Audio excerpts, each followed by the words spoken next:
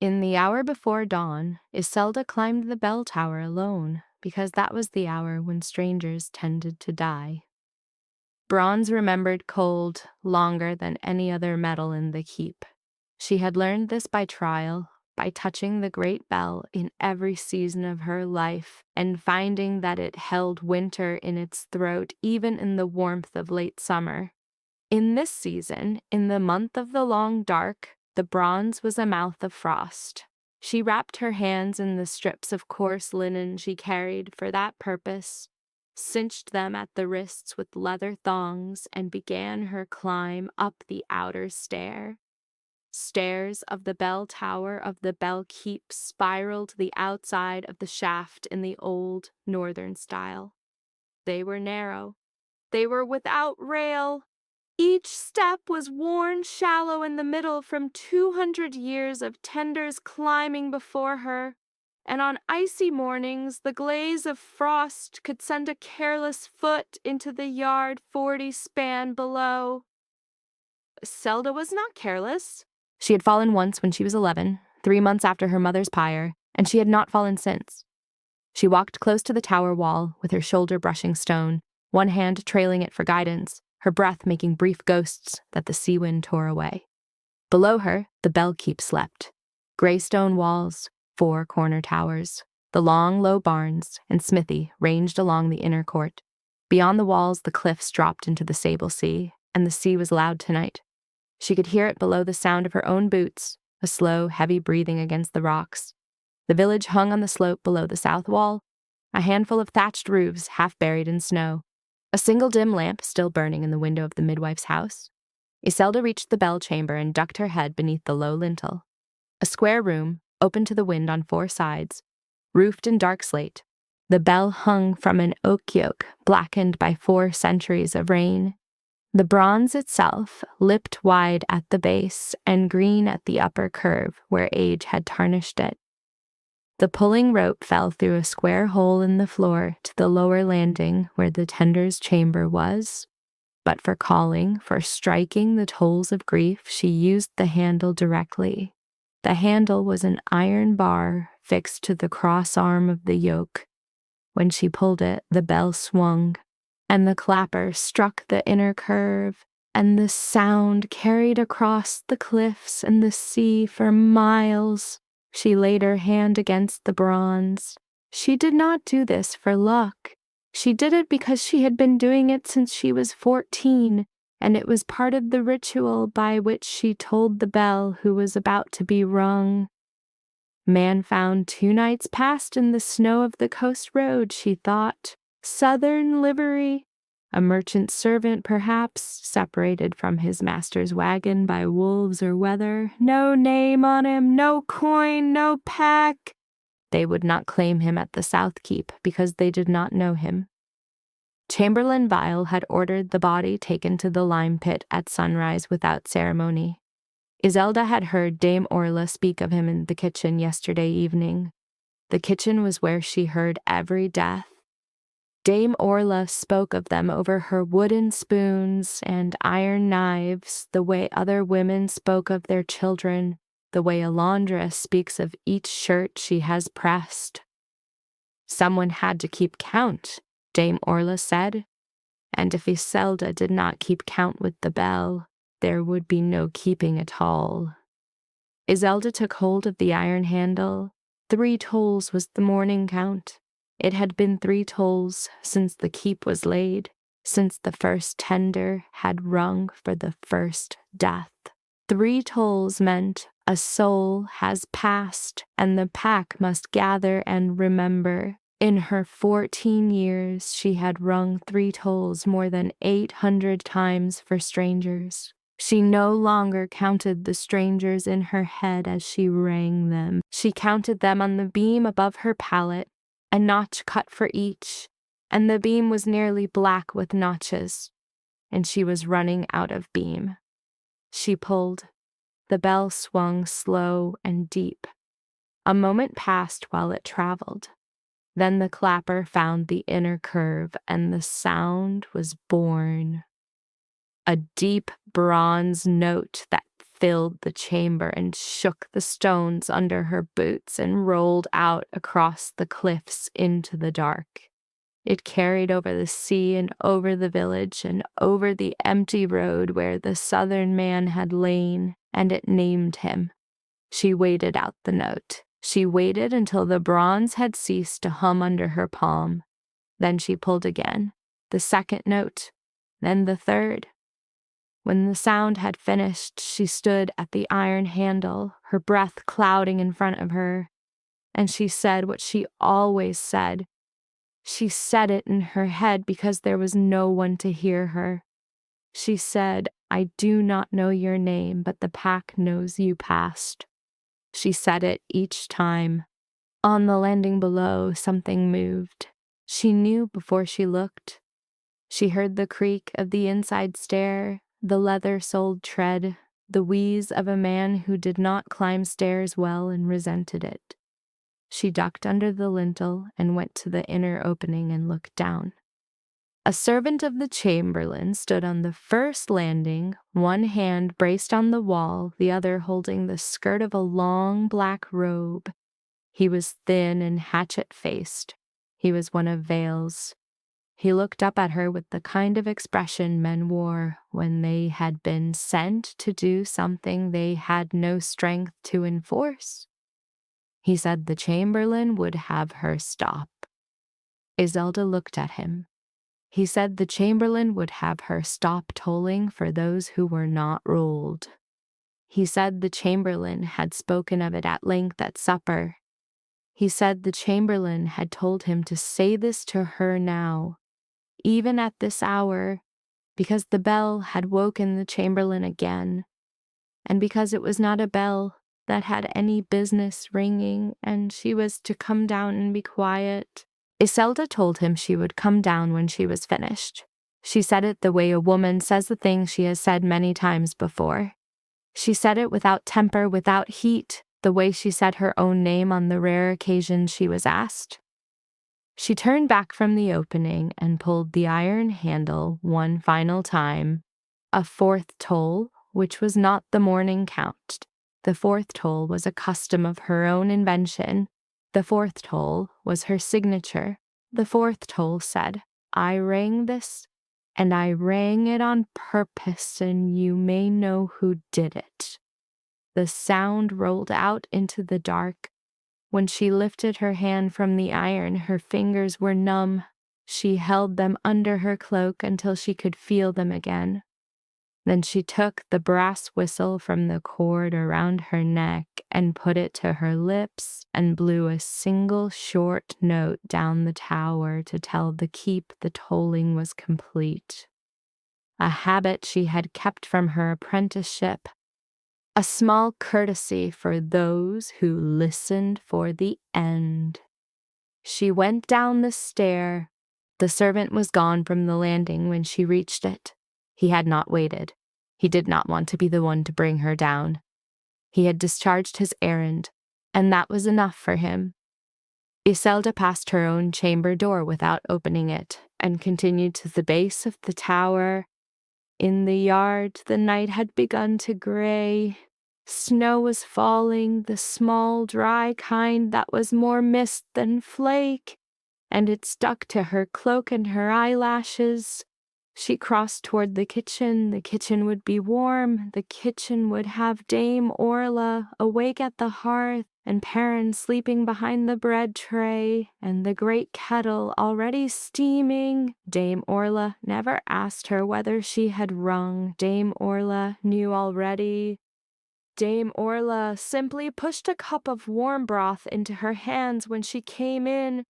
This morning was no different. Iselda ducked through the low door, and the warmth met her like a body, and Dame Orla did not look up from the long wooden board where she was cutting bread, and Dame Orla said, "Sit." Iselda sat. She unwrapped her hands. The linen strips were stiff with cold, and small threads of rope still clung to them. She laid them across the edge of the hearthstone to dry. She took the cup Dame Orla pushed across the board and drank. Broth, onion and marrow. The taste of it thawed her from the inside. Dame Orla cut bread. She did not speak. This was part of the ritual, too. They did not speak of the tolling. They spoke of other things afterward, or not at all. Perrin woke. He came out from behind the bread tray on hands and knees, his hair standing up in all directions, a smear of flour on one cheek from the sack he had used as a pillow. He saw Iselda. He said, "Easel." He said it sleepily. She lifted her hand in greeting. He crawled to the bench beside her and leaned against her shoulder and was asleep again almost at once. She let him stay. He was warm. His hair smelled of yeast. She drank the broth. Out beyond the kitchen wall, a horn sounded. Dame Orla stopped cutting bread. She lifted her head. She and Iselda looked at each other across the board. A horn at this hour was not a thing the keep heard. A horn at this hour meant a rider at the gate. A rider arriving before full dawn in winter meant a matter that could not wait for morning. Dame Orla set down the knife. The horn sounded again, a second long note, then a third, 3. For a moment, Iselda thought it was a toll. For a moment, the air seemed to bend around the sound in the way it bent around the bronze. Then her mind caught up, and she understood it was a horn, not a bell, and it was not for a death. It was for an arrival.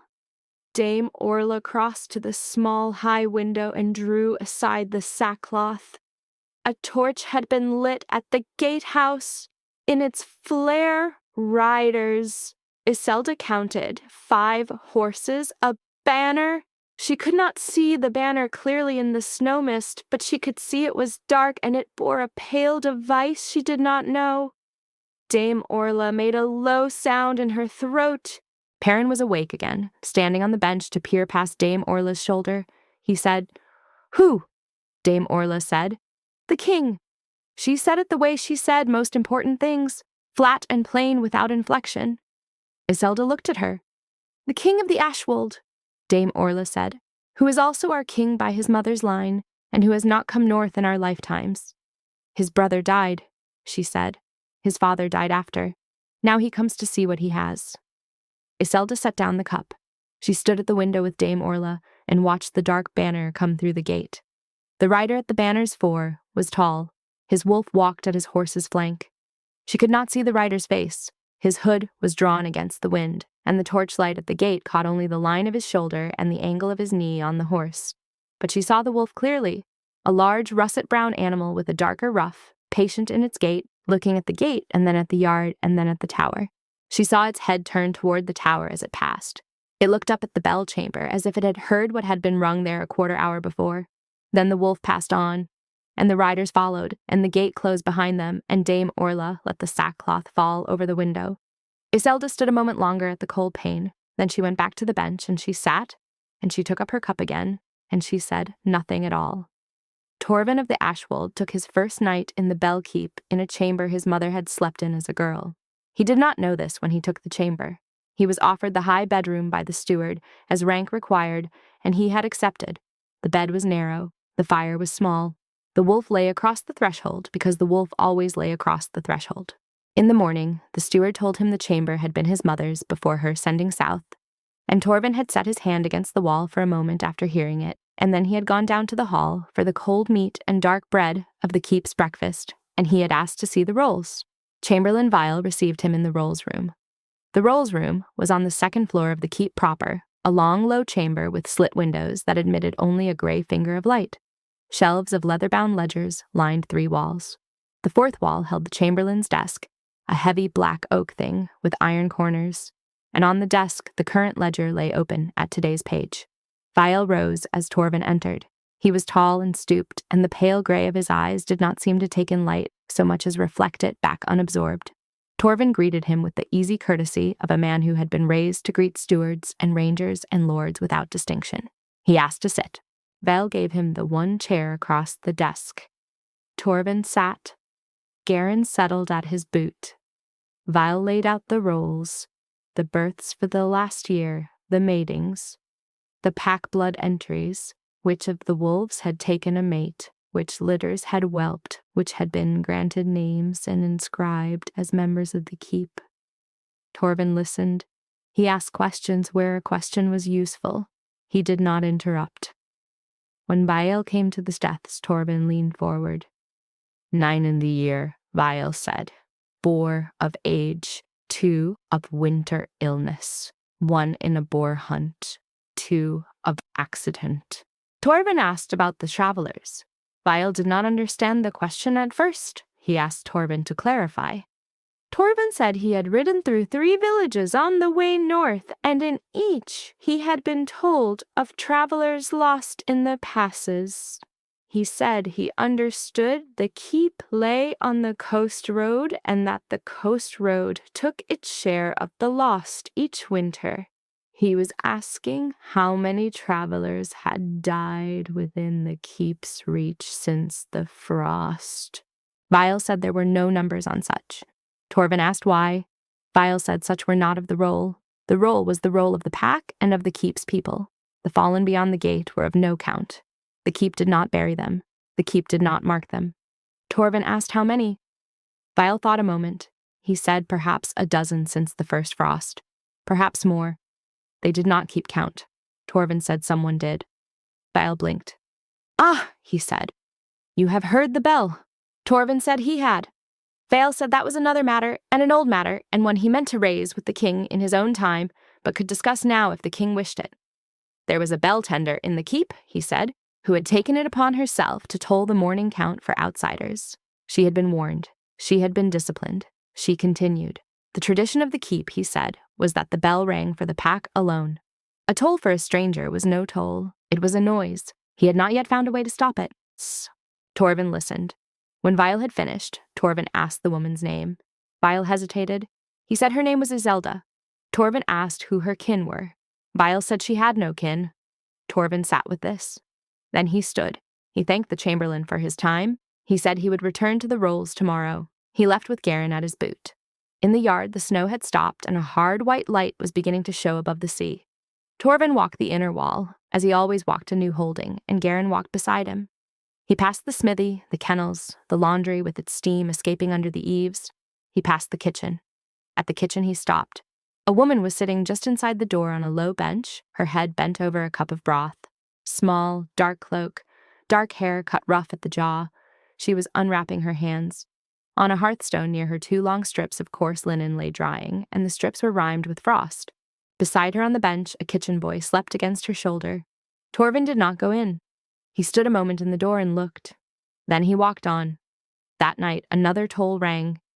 He was at his supper in the hall when the first bronze note rolled over the keep. The hall was sparsely set. His own men, a handful of the keep's officers, the chamberlain in his long, dark robe. The bell note passed through the walls the way deep sounds pass through stone, not heard so much as felt, a tremor in the cup and in the bones of the knuckles resting on the table. Vial set down his spoon with a small, considered gesture. Torvin said, "Who?" One of the gate watch was sent for. He came in snow-dusted and pinched around the eyes. He said an old woman had been found at the foot of the coast road an hour before dark. She had been traveling alone, no livery, no packmark. She had died of the cold some hours previous. Her husband had been found dead in the snow 2 days before her, 2 miles back along the road. They were strangers. The second toll sounded. The third. Vial looked at the king. His mouth was very thin. Torvin listened for the fourth. It came, a deep, clean stroke, rolling out into the dark, a note that had nothing to do with custom and everything to do with the hand that had struck it. Torvin watched the chamberlain's face. The chamberlain did not look at the king. The chamberlain looked at his own spoon. After a moment, Torvin stood. He did not excuse himself. He took his cloak from the back of his chair and swung it across his shoulders and went out into the yard with Garin behind him. He crossed the courtyard in the light snow. He reached the base of the bell tower. He looked up the narrow outer stair. He began to climb. The stair was as narrow as the village gossip had said, and as cold. Torvin was a tall man, and his shoulder brushed the tower wall on one side, and his cloak rode the wind on the other. He climbed without haste. The bronze was no longer ringing above him, but the air up here seemed to remember the note. It pressed against his ear in a way that was not quite sound. At the landing, he stepped onto the stone and ducked beneath the lintel of the bell chamber. She was standing beneath the bell with her hand on the iron handle. Her head was bowed. She was saying something he could not hear. He stood at the door and waited until she had finished. Then he stepped in. She turned. She did not startle. She looked at him with the steady, wary consideration of a small forest creature that has seen large creatures before and learned that stillness serves better than flight. Her eyes were hazel with green in them and tired. Her hands were wrapped in the coarse linen. She was perhaps half a head shorter than his shoulder. He did not know what he had come to say. He stood a moment in the doorway, and then he crossed to the far wall of the chamber, where a low stone bench had been cut into the stone, and he sat on the floor beside it rather than on it, and he laid his hand against the cold stone, and he looked up at her. He said his name was Torvin. She said she knew. He asked hers. She said Iselda. He asked whose toll she had rung. She said an old woman found on the coast road. She said she did not know the woman's name. She said she knew only that the woman had a husband who had died 2 days before her, and that the woman had kept walking until she could not walk further. She said she had learned this from the gate watch. She said she did not know where the two of them had been walking to. He said, "Why?" She was quiet a long moment. Then she said, "Because no one else will." She said it without heat. She said it the way she had said it to the chamberlain's servant in the hour before dawn, the day before. She said it without argument. As a fact, she had decided long ago and had stopped bothering to defend. Torvin sat on the stone floor with his back against the wall. Garin came up behind him and settled in the doorway and turned his amber eyes toward Iselda. The wind blew through the bell chamber and lifted the hem of her cloak and moved her hair across her forehead. She did not move. She did not come closer. Torvin looked up at the bronze. He asked how long she had been the tender. She said 10 years. He asked how many tolls. She said she did not count the ones for the pack. He asked about the others. She looked at the beam above the stair opening, as if she could see through 3 floors to the beam above her pallet, which she could not. She said, 844. He sat with that. He did not reach for his fingers to count, but his gaze went distant for a breath and then returned. He said, 44 was tonight. She said yes, he said, and the 3 before tonight. She told him? The merchant's servant in the hour before dawn, yesterday. A journeyman who had frozen in the hay shed 2 weeks ago and had not been found until the hay was being forked.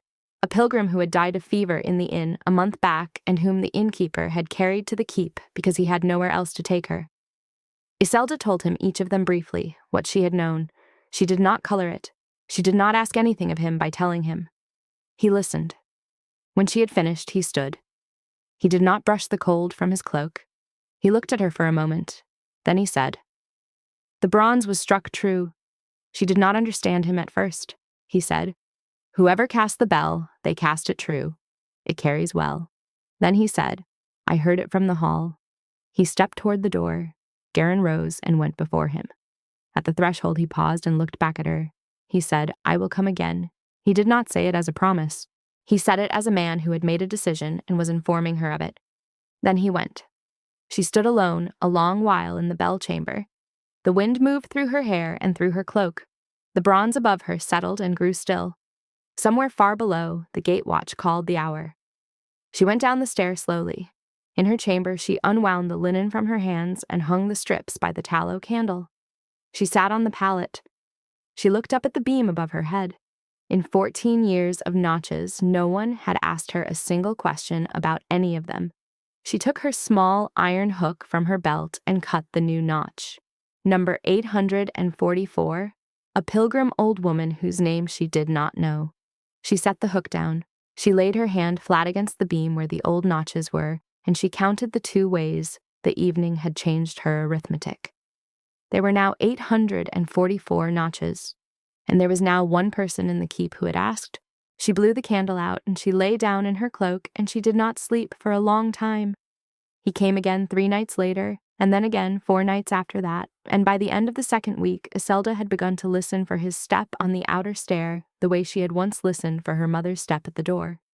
She did not allow herself to call it listening. She called it the noticing of sounds. The outer stair had particular voices depending on who was climbing it. Vile's servant climbed wheezing and stamping, each footfall a small grievance. Dame Orla did not climb at all. Her knees no longer allowed it. Perrin came up rarely, and with a child's scrambling hurry, making a small racket at the turn of the stair that Iselda could always hear from the bell chamber. Torvin climbed slowly, without hurry, with an even breath, and his cloak did not drag at the stone because he knew how to walk in a narrow place. His wolf came with him when he came at night and waited at the landing below. The wolf's tread was so quiet she had never in her life heard it. He did not come every time she rang. She rang more often than he could attend. But when he came early enough to stand a moment in the doorway and watch the bronze before she struck it, and he stayed long enough afterward to sit with her while the sound drained out of the metal.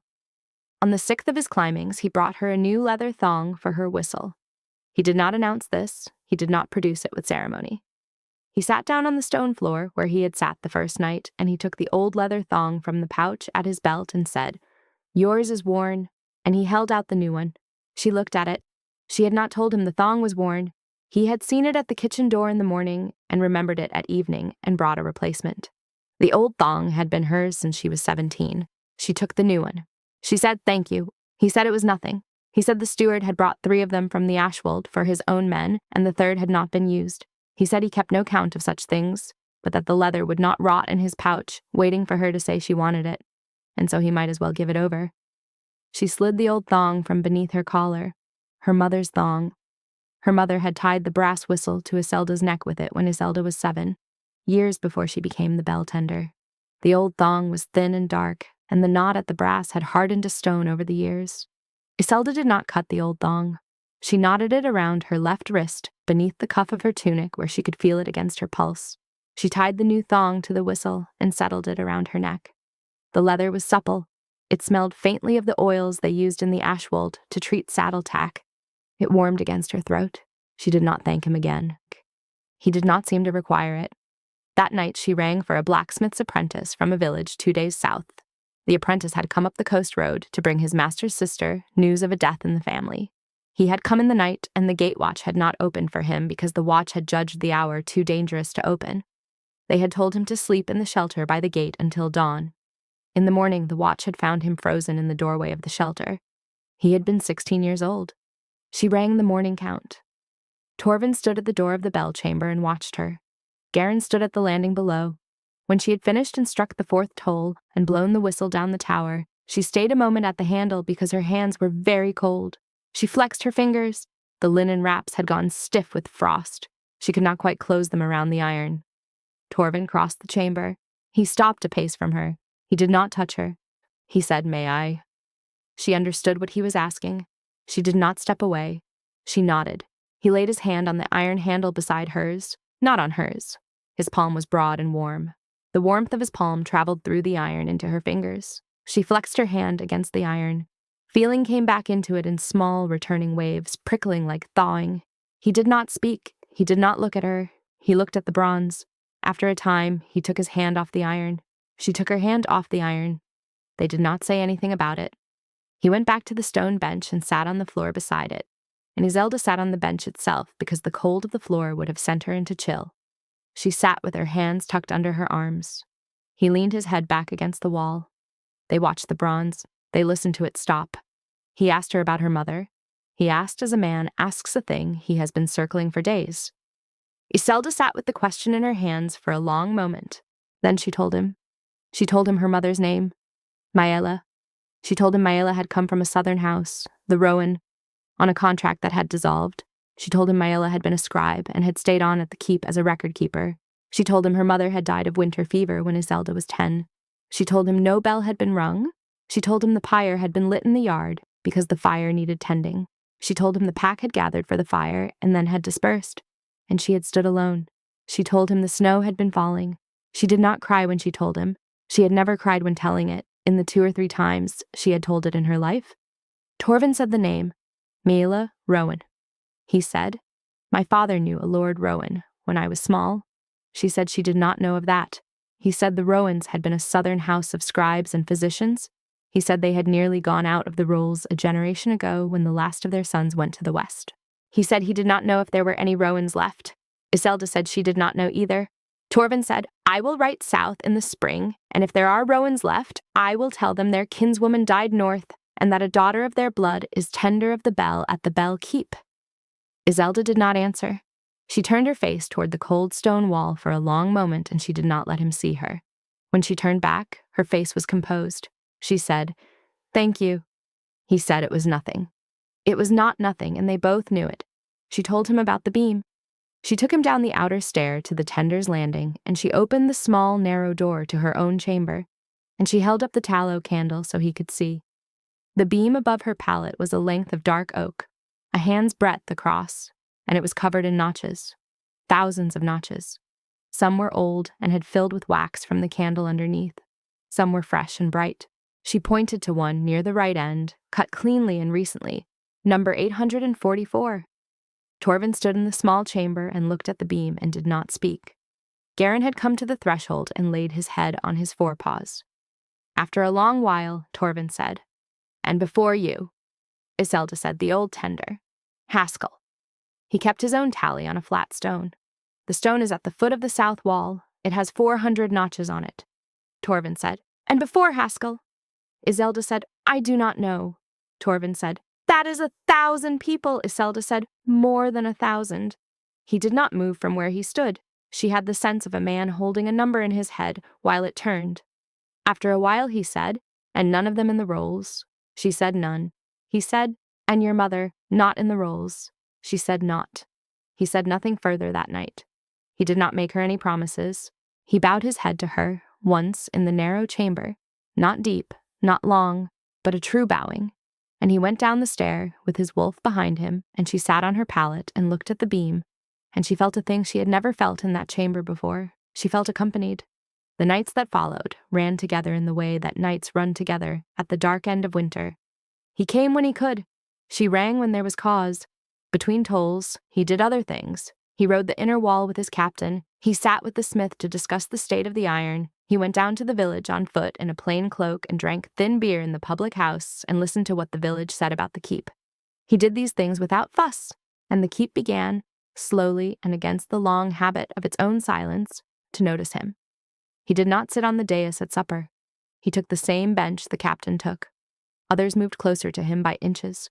On a feast day, at the turn of the month, when Dame Orla had pressed her to come down, Iselda stood at the kitchen doorway with a cloth in her hand and watched the hall. The pack of the keep filled the long benches. The chamberlain sat at the dais, as was custom, but the dais was thin that night, because Torvin was not on it. He was at the long bench with his captain and the master of horse. Garin lay under the bench. The hall was warm with tallow smoke and the breath of 80 people. Perrin came past her with a bowl of apples and tugged at her sleeve and said, "Come." He tried to pull her into the hall. She did not let him. She stayed in the doorway. Across the hall, Torvin looked up. He did not wave. He did not smile. His eyes found her at the kitchen door and stayed a moment, and he inclined his head a quarter inch. Then he turned back to his captain. Iselda did not go in, but she did not leave the doorway either. She stood there for an hour. She watched the hall. She did not know what she was watching. She was watching what it looked like when the king ate at the long table. She was watching what it meant. After, when the torches had begun to gutter and the pack had begun to go to their beds, she walked back to the tower with Perrin beside her. Perrin was carrying a heel of bread wrapped in a cloth. He held it up for her. She took it. They walked together through the yard. The snow had begun again, small and dry. The wind smelled of salt from the sea. At the foot of the tower stair, Perrin stopped. He squinted up at the bell chamber. He said, "Isel." She said, "Yes." He said, "Does the king like you?" She did not answer. She looked at him. His nose was red with cold. His hair stood up because he had been pulling at it all evening. He was 12. She said, "Finish your bread." She went up the stair. In her chamber, she sat on the pallet and looked at the beam. She laid the heel of bread on the chest beside her. She did not cut a new notch that night because no one had died, and she did not cut notches for the nights when no one died. But she ran her fingers down the beam anyway, all the way down. 1,000 souls, more than 1,000.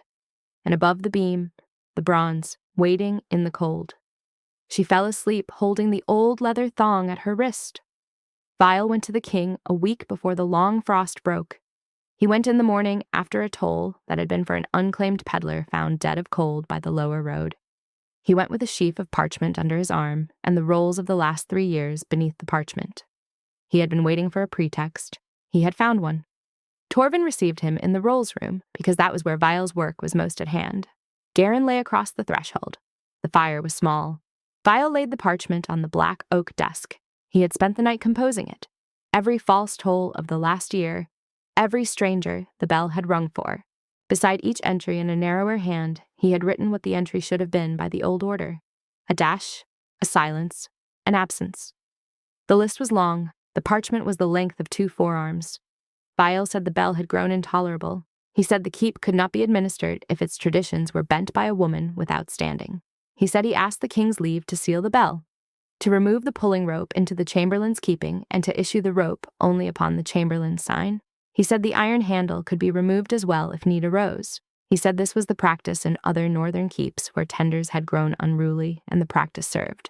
Torvin read the list. He read it slowly. He read it the way a man reads a hand he has not been dealt but is being told is his. He did not pick up the parchment. He did not lift it with ceremony. He read it where it lay on the desk, his hand flat beside it. When he had finished, he looked up. He said, "The rolls are your office." File inclined his head. Torvin said, "The bell is the keep's."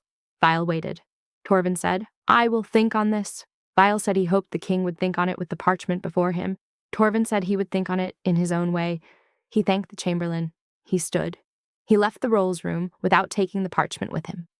File stood at his desk a long moment after the king had gone. He had expected a yes. He had expected a no. He had prepared for either. He had not prepared for a delay. A delay was a defeat that had chosen to come slowly. He took the parchment and folded it. He placed it in the drawer beneath his desk, and he turned the small iron key in the lock. 2 days after that, the king rode out.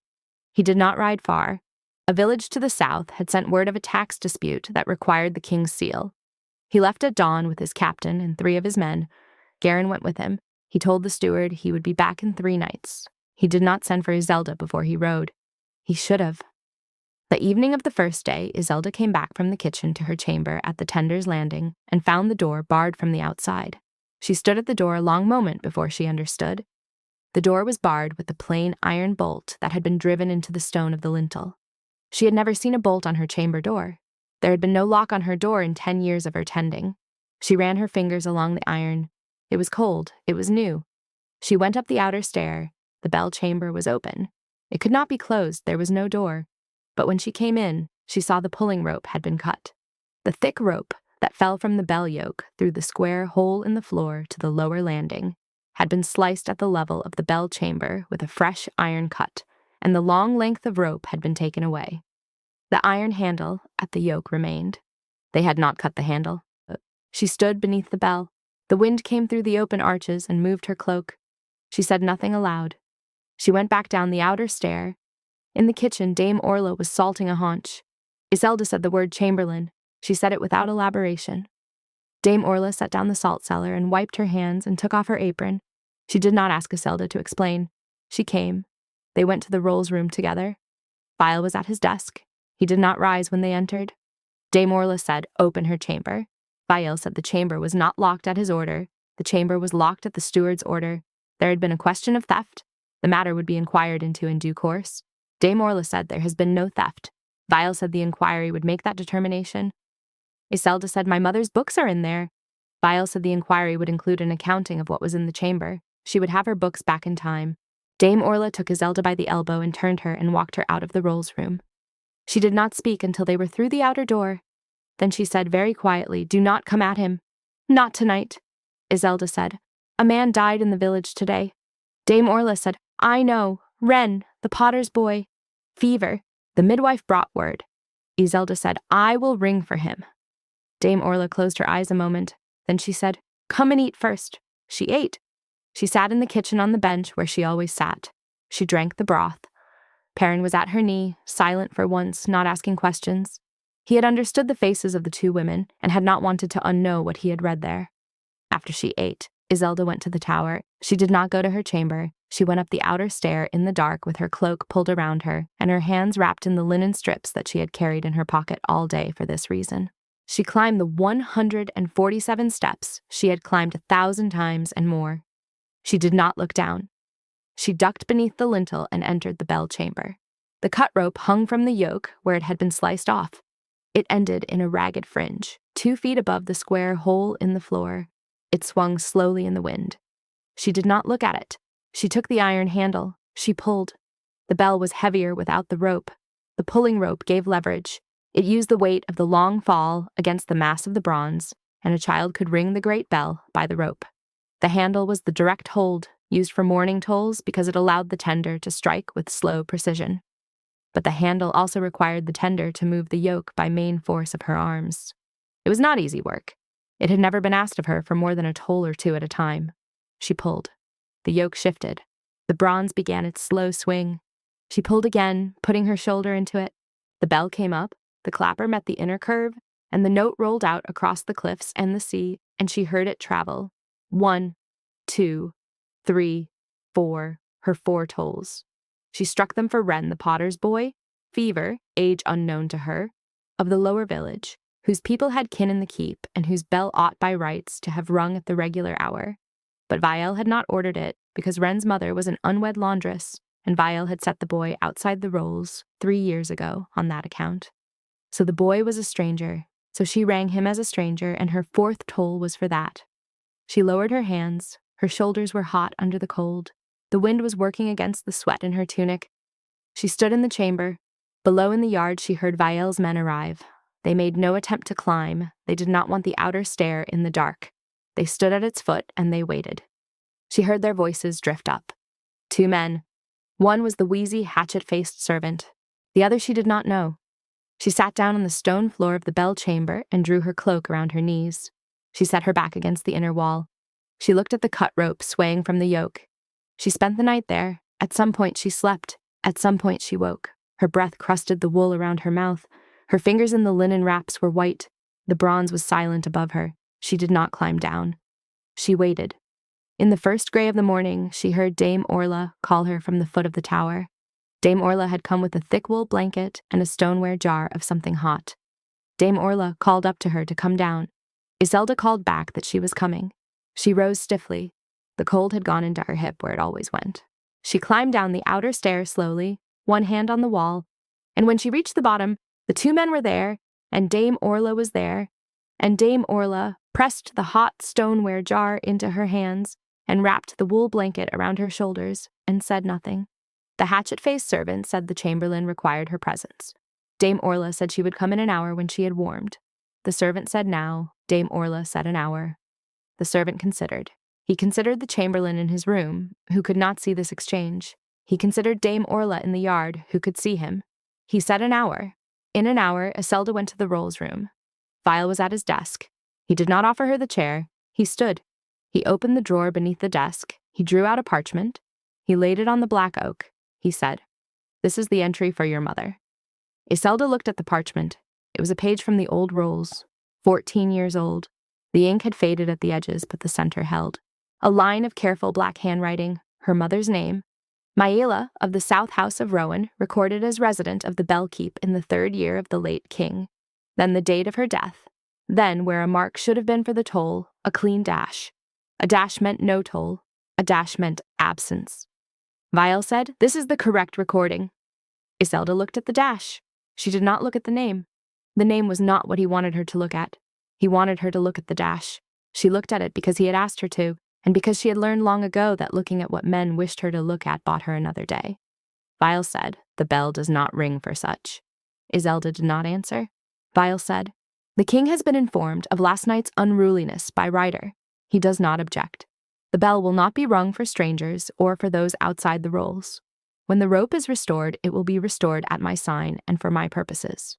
You will continue in the tender's post on that condition. If you will not accept it, I will have you removed." He waited. She said, "When does the king return?"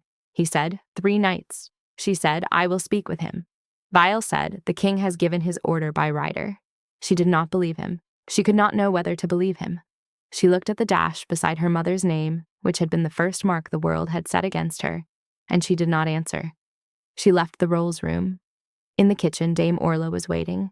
Perrin was at the bench, peeling onions with a blade too large for his hands. Iselda sat on the bench beside him. She did not take the onion. She did not drink anything. She laid her hand flat on the table. After a long while, she said, "He lied about the king." Dame Orla said, "I know." That night, no bell rang. Wren the potter's boy was buried in the lower village at dusk. A woman from the keep had brought word back and said the burial was plain and short. No bell tolled. Iselda lay on her pallet in her unlocked chamber and stared at the beam above her head. The next notch would have been number 862. She did not cut it. Outside, the wind moved against the tower. The bronze above was silent. The silence of the chamber that night was not the silence of an ordinary night. It was a silence she had not heard since she was 11. It was her mother's silence. It had found her again. She did not sleep. By midday, Vile had taken the handle as well. He had 2 of his men climb the outer stair while Iselda was at the hearth with Dame Orla. They climbed with wedges and a long iron bar. They pried the handle off the yoke.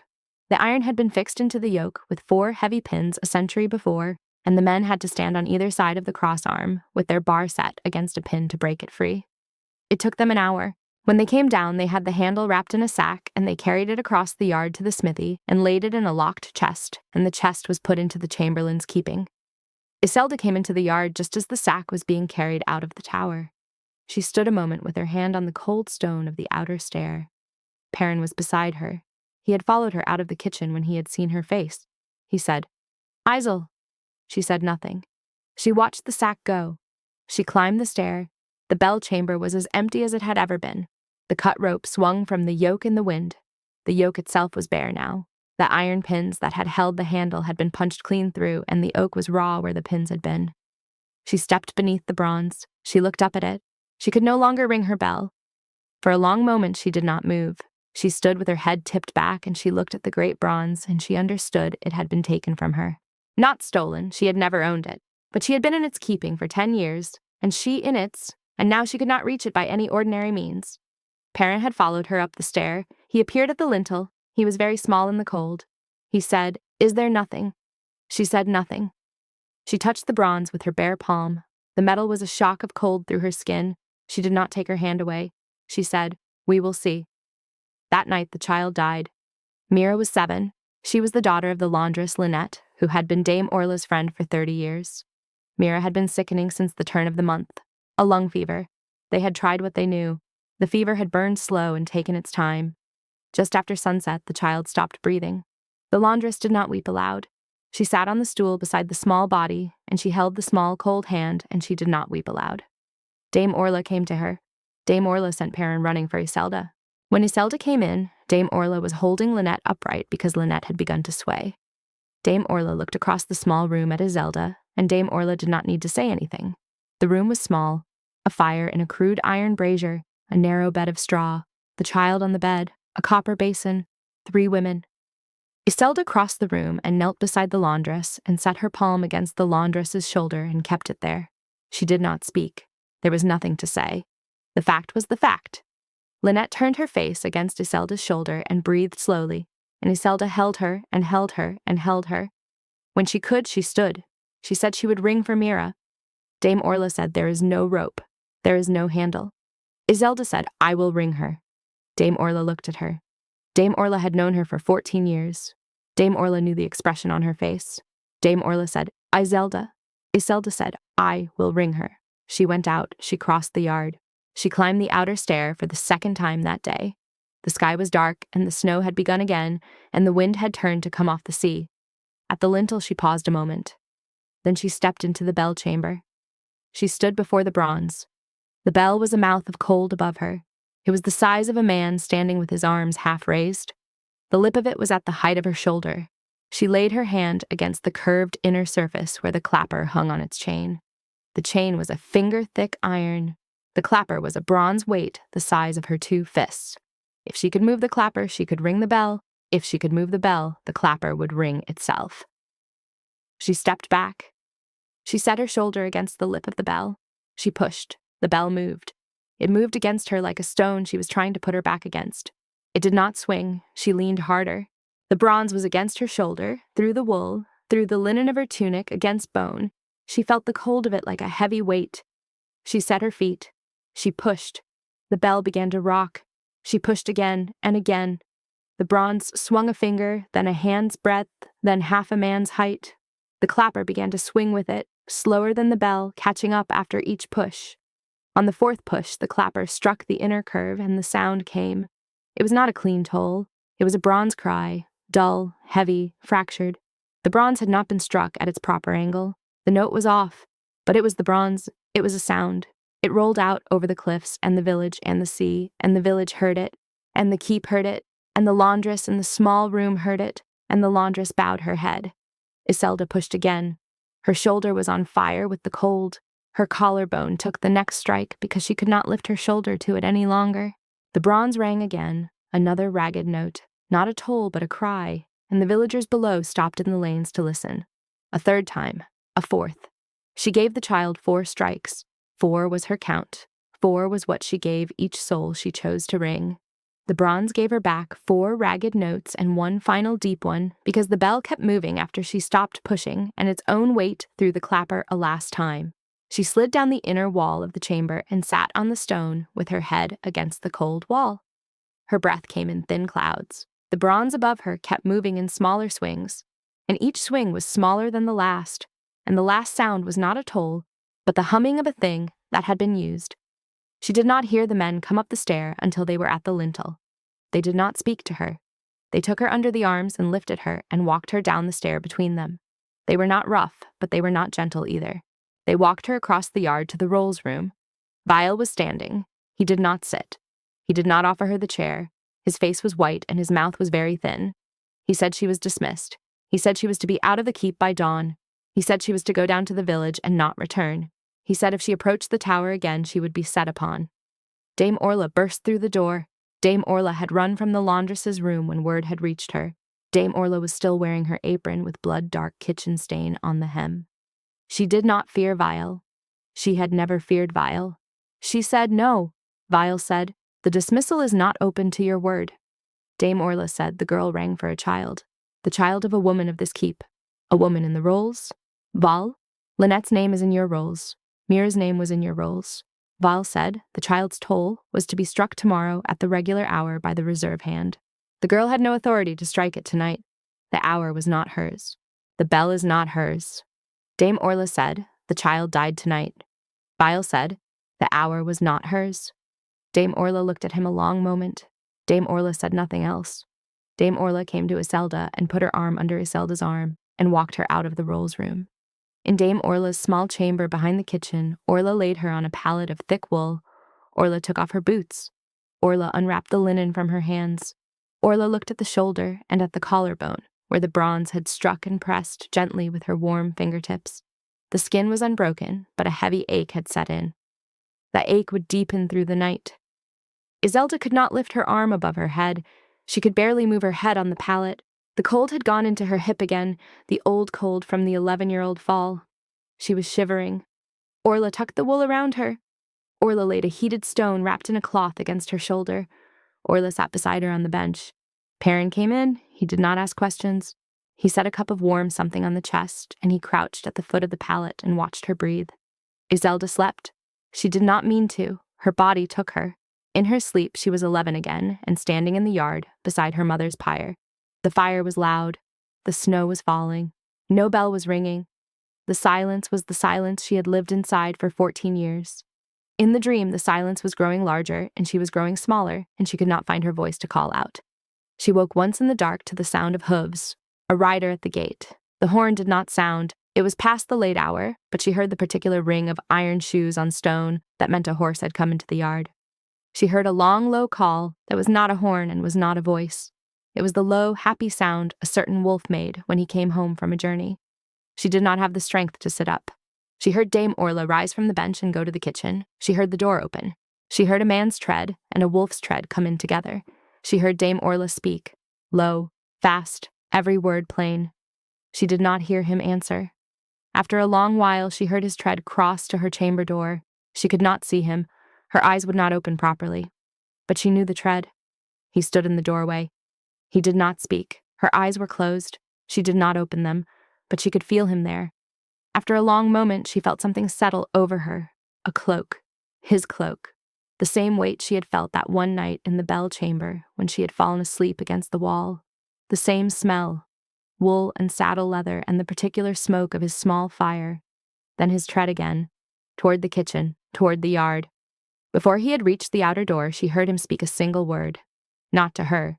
Not to Dame Orla. To Garin at his heel. He said, Come." The door closed. She slept again. Her hand curled around the edge of the cloak. In her sleep, the silence began, for the first time in 14 years, to have a sound in it. Torvin stood in the yard a long time before he went to the chamberlain's chamber. He stood with his head tipped back, and he looked up at the bell tower. The tower was dark. A single lantern burned in the slit window of the tender's landing. Above it, the bell chamber was open and empty and black against a black sky. Garin sat against his boot. He had heard the bronze from the village road. He had been 2 miles out when the first ragged note had come, and he and his captain had reined in. The captain had started to speak, and Torvin had silenced him with a lifted hand. He had listened. 4 broken tolls, a 5th, fading. The captain had said, "What is that?" Torvin had said, "The bell tender has no handle tonight. Ride." He had ridden the 2 miles in a quarter hour. He stood now in the yard, and he let the cold come into his face, and he made himself be still until he could think clearly. He had learned this from his father. Anger was a poor hand for the work. He waited for the anger to settle into something he could use. It took him some minutes. Then he went to the chamberlain's chamber. Vial was not abed. Vial was at his desk in the rolls room, the lantern lit, a fresh parchment before him. He was composing at this hour the formal notice of the tender's dismissal and the formal sealing of the bell. He looked up when the door opened, and he expected a servant. It was not a servant. It was the king and the wolf was closer to the desk than Torvin was. Vial set down his quill. Torvin did not sit. Torvin said, "Out."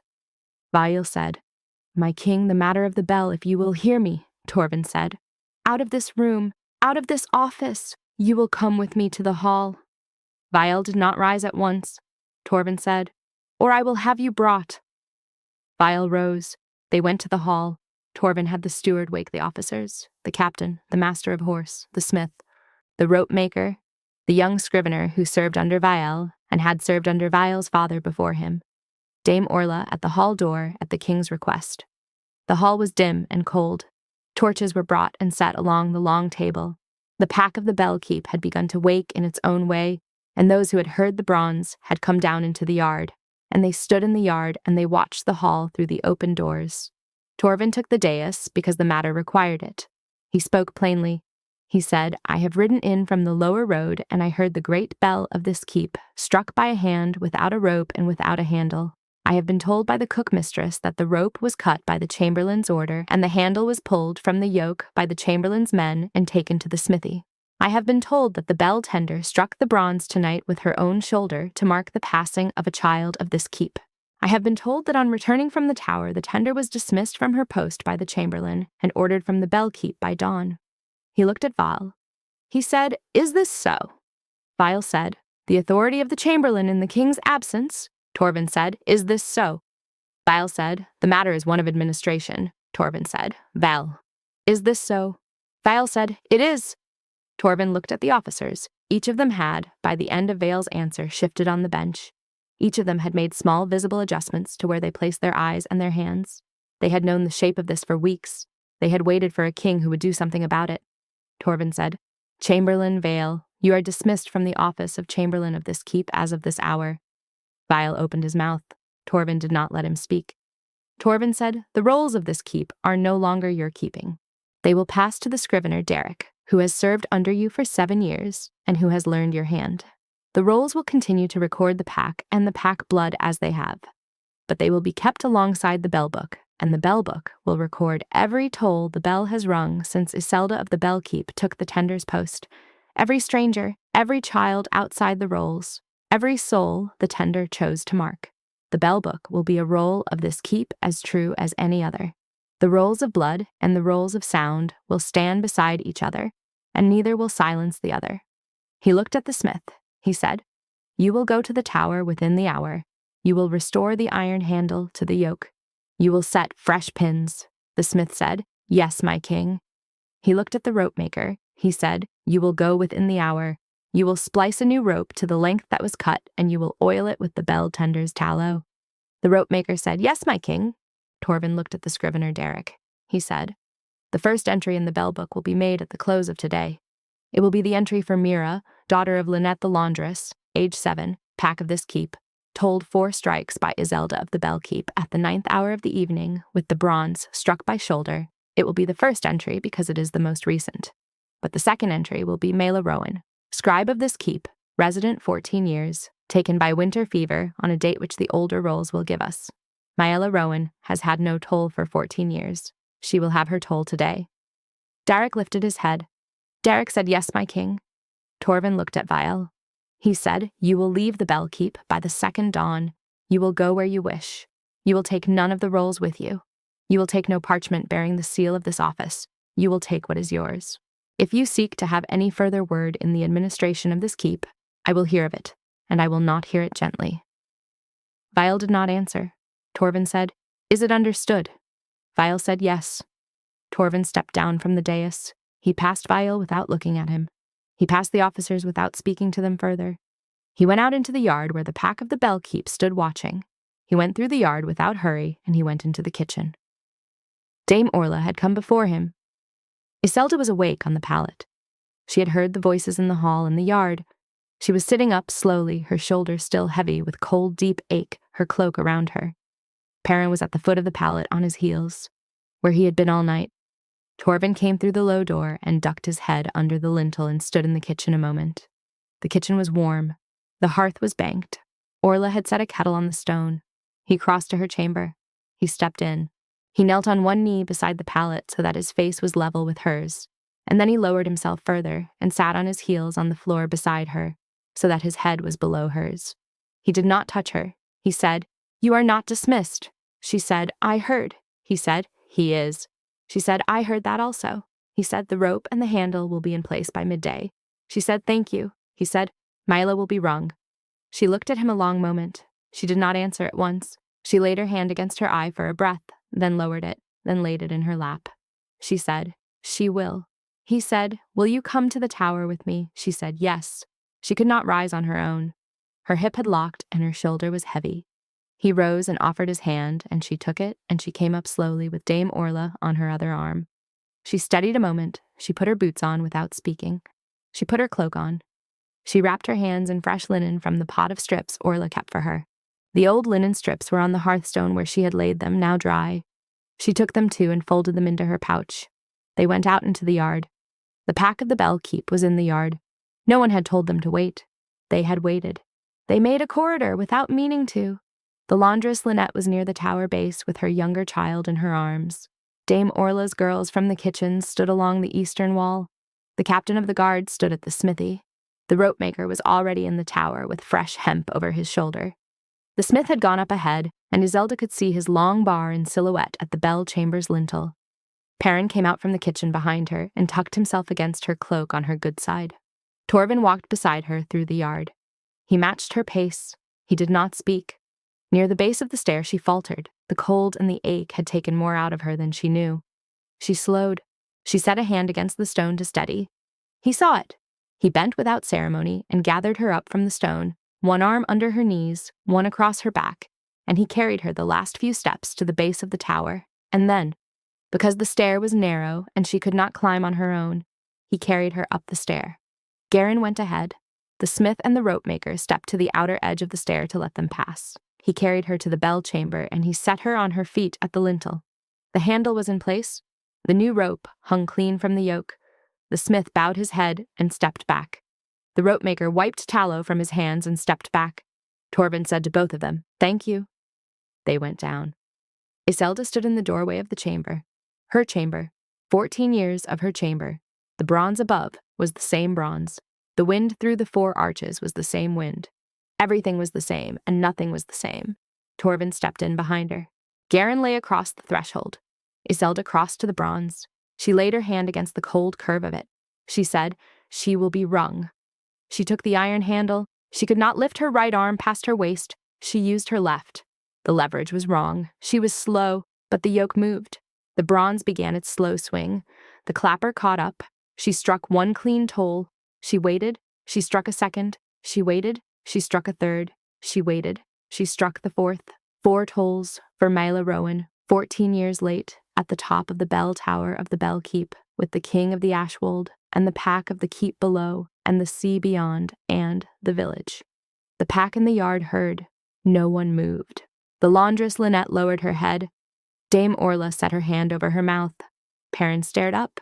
When the bronze had fallen silent, Iselda stood a long moment with her hand still on the iron. Then she let it go. Torvin came to stand beside her at the handle, not in front of her, not above her.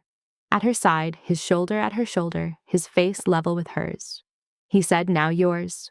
She said, "I do not understand." He said, "The bell rings for those whose passage is marked. Tonight it will ring for a passage that is not a death. It will ring for a naming. It will ring for a woman of this keep who has been unnamed long enough." She said, "I cannot ring for myself." He said, "I will ring for you." He took the iron handle. She stepped back. He did not look at her as he struck. He looked at the bronze. He struck slow and clean. 4 deep tolls. The angle was right. The notes were whole. They rolled out over the sable sea and the cliffs and the village, and they were not a grief. They were a name. When the 4th toll had died, he lowered his hand from the iron. He did not strike a 5th. In the yard below, someone said her name. Perrin said it first, a small boy's voice, too high, too loud, unafraid. Iselda. Then Dame Orla. Then Lynette the laundress with her child on her hip. Then the captain of the guard. Then the master of horse. Then the smith coming across the yard. Then Derek the new chamberlain, who had come out of the rolls room with the bell book under his arm and had heard the tolls and had understood them. Iselda. Iselda. Her name came up the tower in many voices, not as a cry, as a tolling. She stood at the iron handle with her left hand against the yoke, and she listened to her name spoken by strangers in the yard, and she did not cry. She did not think she had tears left in her for a thing like this. She only stood and listened and let the sound reach her. When the yard had quieted, Torvin crossed to the stone bench set into the chamber wall. He sat on it. He did not sit above her. He did not take the middle. He left half the bench open. He looked at her. She came to the bench and sat. The stone was cold. His shoulder was beside her shoulder. He did not take her hand. He set his hand on the bench between them. Palm up, a thing offered and not required. She looked at the palm a long moment. Then she laid her hand in it. His fingers closed once. That was all. They sat. The bronze above them hummed a faint residual note that was not quite a sound and not quite silence. It was the after of a bell that has been rung properly. It was the sound she had been listening for all her life and had not known she was listening for. Garin stirred and came up and settled at their feet across both pairs of boots. The sky had begun to pale. A thread of gold had appeared at the horizon above the sable sea. The wind had turned and was coming off the land now, carrying the smell of the lower village. Smoke, bread, wet stone. Below in the yard, the pack had begun to disperse, some to their beds, some to the kitchens, some to the work of the day. The ropemaker went back down the outer stair with his coil of rope. The smith went to his forge. Iselda laid her head against Torvin's shoulder. She did not ask him anything. She did not tell him anything. She had rung her mother. She had been rung herself. The beam above her pallet had a last notch cut in it that would not be a stranger's. The bell book below had a line in it that was not a dash. She said her mother's name aloud, once, softly, Mela.